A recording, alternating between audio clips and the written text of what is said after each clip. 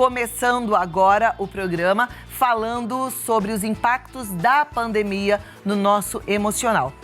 E aí a gente precisa entender o que é que a gente pode fazer pela visão da neurociência, pela visão dele que é psiquiatra, pesquisador, doutor e que já está aqui via Skype, doutor Pablo Vinícius, é com ele que a gente fala agora. Boa tarde, doutor, como vai?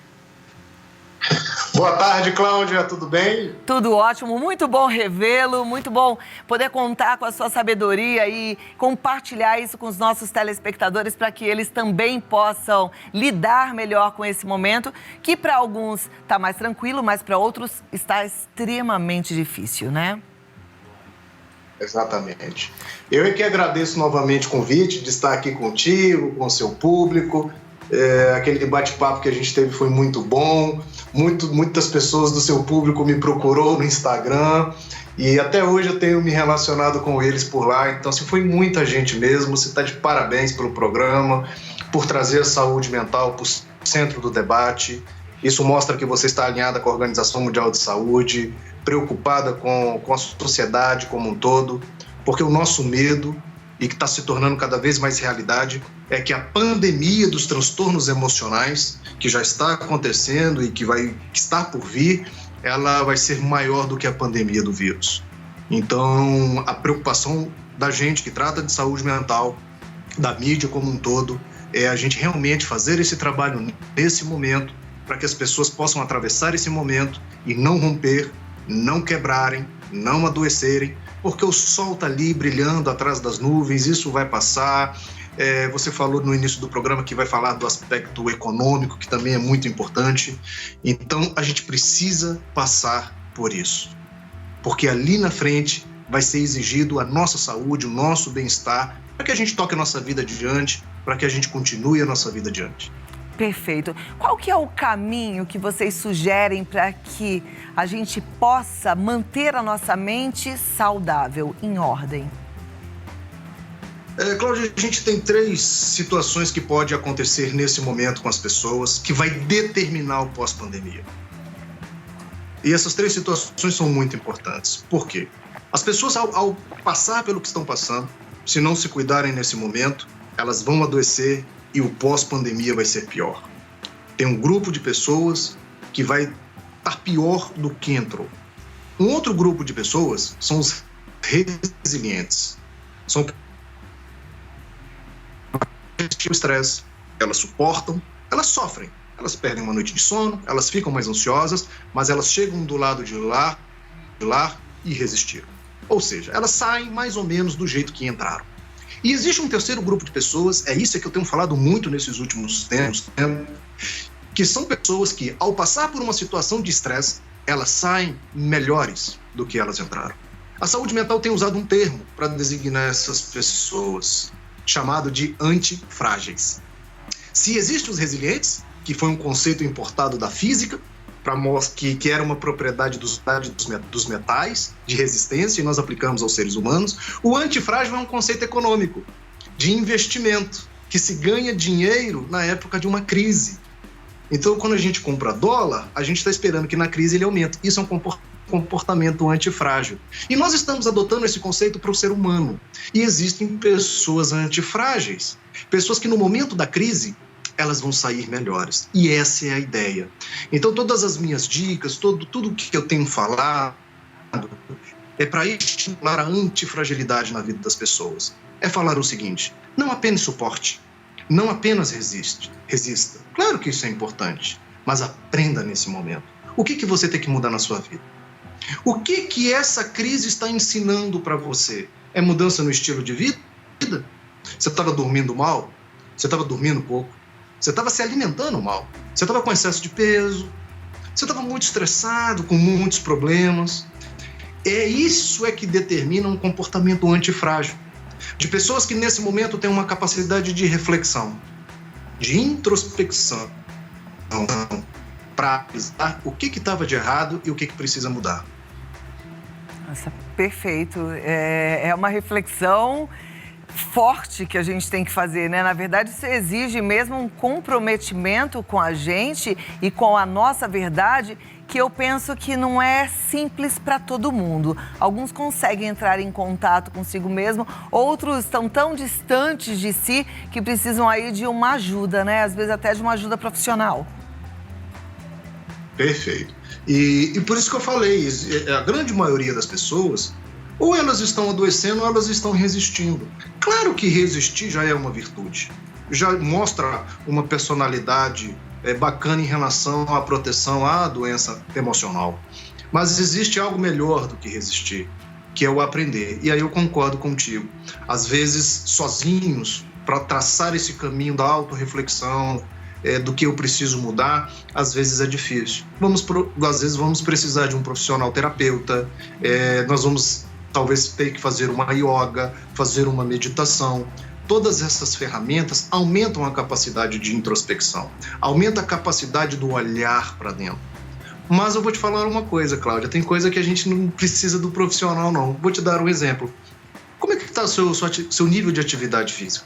Você não precisa de um psicólogo para detectar se você estava sedentário. A atividade física é remédio para o cérebro. A atividade física é uma das ferramentas das pessoas antifrágeis. Você precisa se exercitar.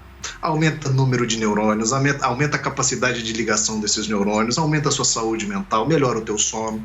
Para isso a gente não precisa de terapeuta. Como é que estava a sua dieta? Estava comendo muita porcaria? Muito produto industrializado? Isso acaba com o seu cérebro. No livro, eu tenho um livro que eu falo muito disso. As pessoas horrorizam. Fala, doutor, eu não imaginava o que eu comia interferia tanto na minha saúde mental. Tem tudo a ver. Uma terapia, um processo de introspecção é para a gente ver os nossos traços de personalidade, se eu sou muito irritado, se eu sou muito impulsivo. Aí seria legal um processo de tratamento para melhorar isso. Mas tem coisa que sozinho a gente consegue ver.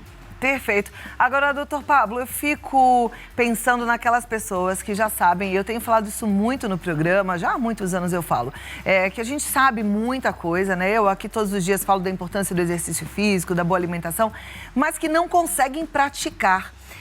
Eu tenho exemplos muito próximos de pessoas que eu falo, gente, mas por que não? Tem que descer, tem que fazer uma caminhada, tem que fazer um exercício, mesmo que na sala, o seu corpo precisa, a pessoa fala, eu sei, mas eu não consigo. Acontece o que na cabeça que a gente sabe que é bom e não consegue colocar em prática? O nosso cérebro, aí falando de neurociência, ele funciona por um princípio regido que a gente chama de economia de energia. Esse princípio ele foi estabelecido nas primeiras da espécie humana, porque os recursos eram insuficientes para a sobrevivência da espécie. Então, o nosso organismo estabeleceu um princípio de economia de energia porque a gente tinha que procriar, a gente tinha que manter a espécie viva. E veja bem, esse princípio da economia da energia persiste no nosso DNA. O nosso cérebro, as nossas células sempre vão buscar um processo econômico de energia. E isso que faz com que a gente tenha dificuldade de sair do sofá e nos excitar. Porque o nosso cérebro manda a gente ficar no sofá. Não gaste energia. Ele aprendeu isso há milhares de anos atrás e continua com isso. Apesar da comida estar na geladeira, apesar de que o meu trabalho está ali, está tudo ok. Como é que a gente faz para vencer isso? Vencer este ciclo inicial? Não tem jeito. Nós vamos ter que impor uma quantidade de energia para romper este princípio da economia de energia. Então você vai precisar de um pouquinho de disciplina, sim. Porque naturalmente você não vai se exercitar. Naturalmente você não vai comer bem. Então se exercitar é um fenômeno antinatureza humana. Porque a natureza humana, pelo princípio da economia energética, quer ficar paradinho. E o que eu recomendo sempre, então? Sabendo que é assim, não faça assim, amanhã, então, eu vou dar uma caminhada de 1 hora, eu vou mudar meu estilo de vida totalmente, Não, vai devagarzinho, comece devagarzinho. Por exemplo, se você sobe de elevador para o seu trabalho, para sua casa, vá de escada. Deixa o carro mais longe no estacionamento do supermercado. E isso já ajuda, já vai ajudando. Aí daqui a pouco você bota uma roupinha e faça 10 minutos de caminhada. Sabe o que vai acontecer? Você vai começar a sentir os benefícios da atividade física. Aí é você que não vai querer parar mais. Você vai se sentir mais disposto, mais animada, o seu humor estará melhor, o seu sono estará melhor. Aí você vai falar assim, caramba, amanhã eu vou andar 20 minutos. Eu vou deixar o meu carro mais longe. Então eu sempre oriento que a mudança do estilo de vida seja gradual. A dieta é a mesma coisa. Não tire tudo hoje e coloque tudo novo amanhã.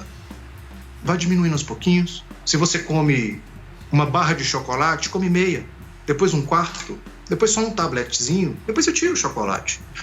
Eu acho que isso vai estimulando a pessoa a sentir o benefício em sua vida.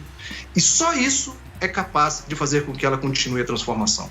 Nossa, já amei o nosso bate-papo e essa questão da disciplina realmente é importante e é interessante a gente entender o porquê é que o nosso corpo muitas vezes resiste à prática do exercício físico. Agora, você falou de barra de chocolate, lembrei que está todo mundo também mais guloso. Nesse momento da quarentena, apesar da gente saber que é bom, importante a gente se alimentar bem, acontece uma vontade da besteira, uma vontade da gordice exacerbada. A gente fica mesmo com vontade de atacar um chocolate, de atacar um doce. E eu queria entender aí pela neurociência o porquê disso, já que a gente vai precisar dar um basta nessa história.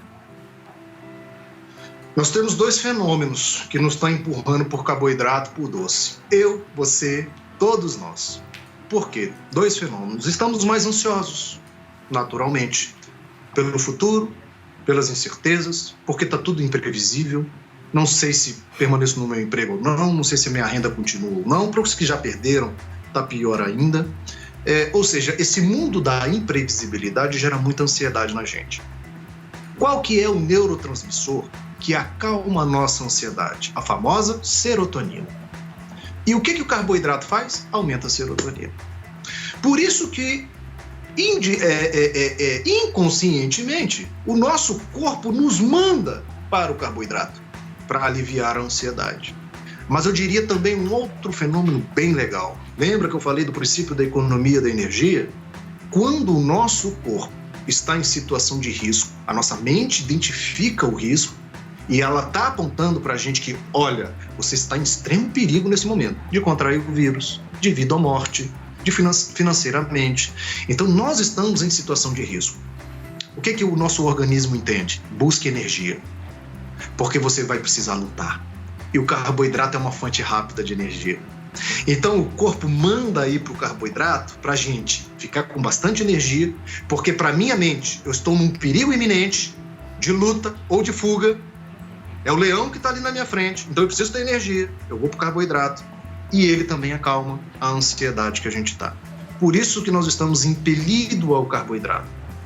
A única forma de lidar com isso é ter consciência desse processo. Entendi. Eu vou buscar o meu alívio de ansiedade em outras ferramentas e eu não preciso acumular energia. Eu estou mais seguro do que estaria na selva. Maravilhoso. Doutor Pablo Vinícius, muito obrigada. Eu realmente fico grata pelo privilégio de tê-lo conosco e de ouvir tudo isso. Eu tenho certeza que foi uma aula para os nossos telespectadores e vamos colocar em prática tudo aquilo que foi dito hoje. Pode contar com a gente, viu? Eu que agradeço, Cláudio. Um beijo para você, um beijo para os seus telespectadores e conte sempre comigo. Estamos juntos. Vou passar seus contatos aqui. Muito obrigada. Ele está no site pablovinicius.com.br. Entra lá porque tem mais informação ou no aformuladainteligência.com.br e siga no Instagram, Dr. Pablo Vinícius. E vamos praticar. Aquilo que a gente sabe que é bom, a gente tem que colocar em prática, tá?